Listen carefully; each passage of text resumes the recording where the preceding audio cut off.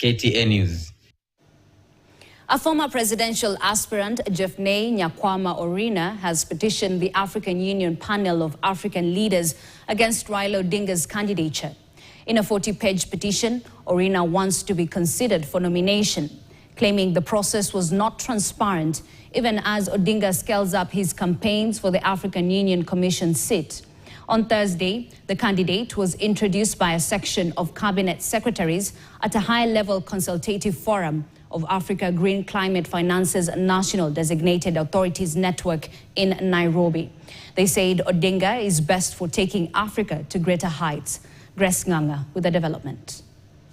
In an event that brought together 20 African countries, members of the diplomatic community and key development partners, a section of cabinet secretaries took the stage, seizing the opportunity to campaign for Kenya's candidate for the African Union Commission chairmanship position, opposition leader Raila Odinga.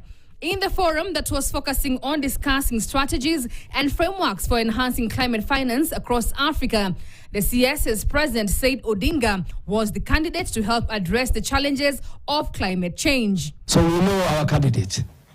We know his experience. We know his capabilities.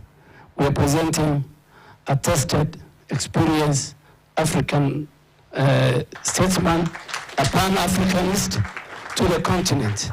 If there is anyone Africa needs to champion as a champion of issues of climate change, then that person is none other than Right Honorable Raila Odinga.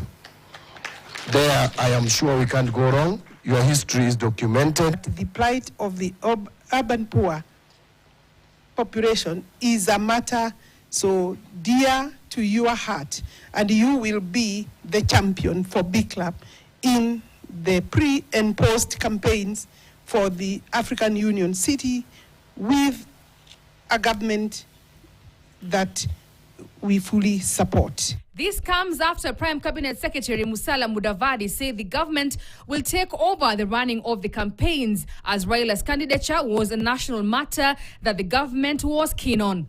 On his part, Odinga said it's time the African continent took the fate of its future into its own hands. But we cannot live in history forever. Other countries were also colonized, for example.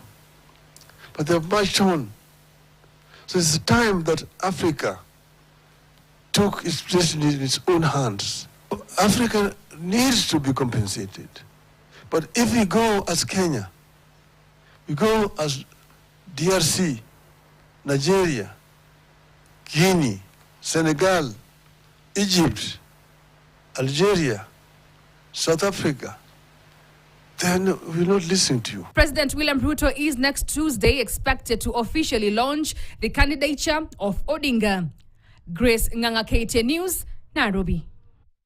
The political rift in Mount Kenya region